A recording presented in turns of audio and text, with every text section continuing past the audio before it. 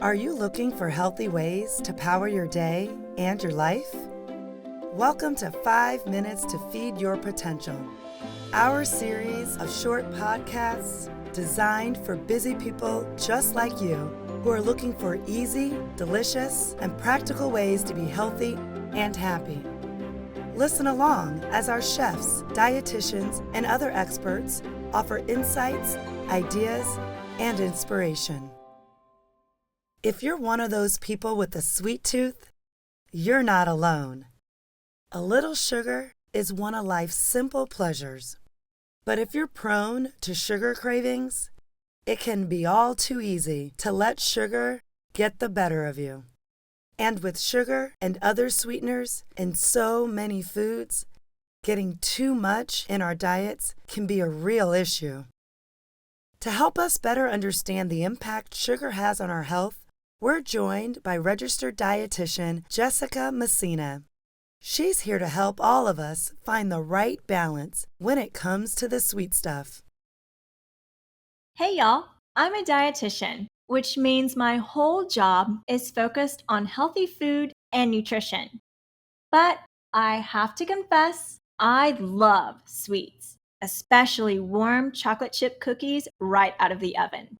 That's definitely one of my favorites. But I also know that too much sugar can be bad for our health. Sugar seems to be everywhere, even in foods where we'd never expect it. So, how do you avoid overdoing sugar in your life? Okay, let's start by looking at where all this sugar is coming from. White sugar or corn syrup or sugar in many other forms is added to foods that aren't naturally sweet. These added sugars contribute extra calories without any nutritional benefits. But it's important to know that there's a difference between the added sugars that we should be limiting and the naturally occurring sugars found in nutrient-rich foods like milk and fruits and vegetables. These sugars are absorbed much more slowly, and they don't have the same negative health issues. That's because naturally occurring sugars are usually present in lower amounts, and they're in foods that usually have lots of fiber and many other nutrients.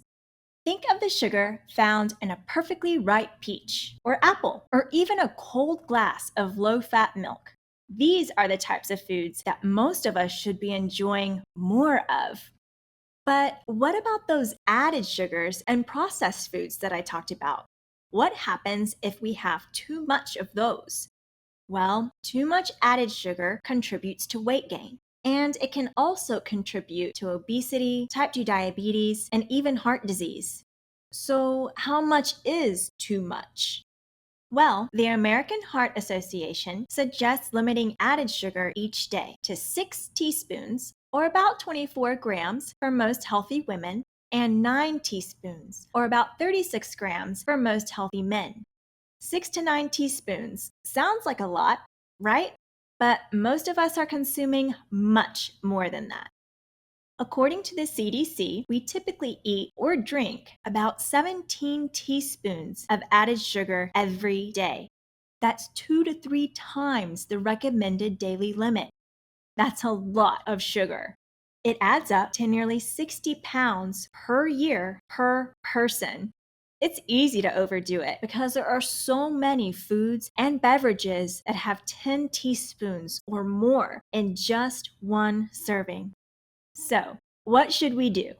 Well, it's important to be aware of the amount you're eating or drinking. And if you're getting too much, which most of us are, we need to cut back.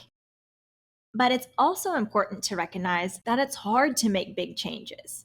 Taming your sweet tooth isn't always easy, but you can do it. The first thing to do is get off what I call the sugar roller coaster.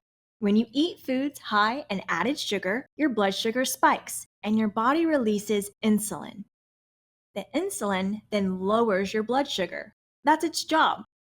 But the problem is it may overshoot the mark, resulting in your blood sugar dipping lower, which causes a feeling of hunger and, you guessed it, a craving for more sweets.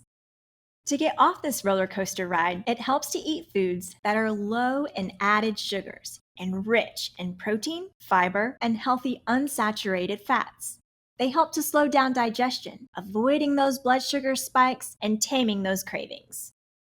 Skipping meals can cause sugar cravings too. When you skip a meal, your blood sugar drops. Then you get really hungry, which can put you on that roller coaster again.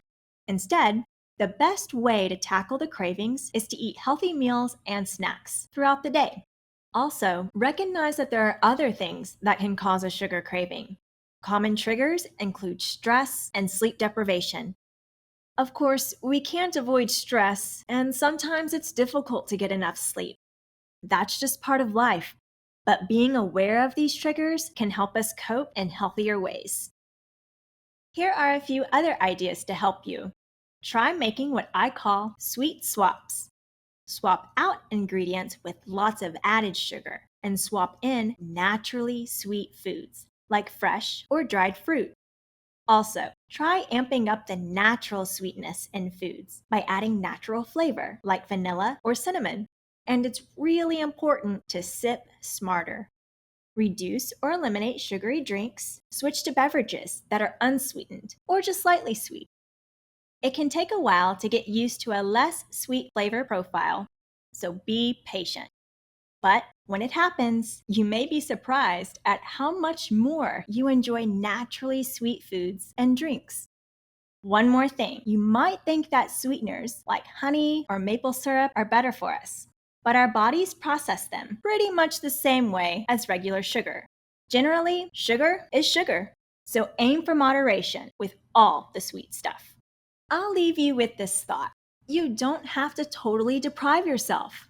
Cutting all added sugars out of your life isn't necessary or practical for most people, but it is important to find a better balance. I hope that some of my tips help you find the right balance for the sweet stuff in your life. Thanks for listening. Whenever you're looking for inspiration for healthy living, our chefs and dietitians and other experts have lots of ideas to feed your potential. Visit our website at fyp365.com to see all our recipes, blogs, podcasts, and more.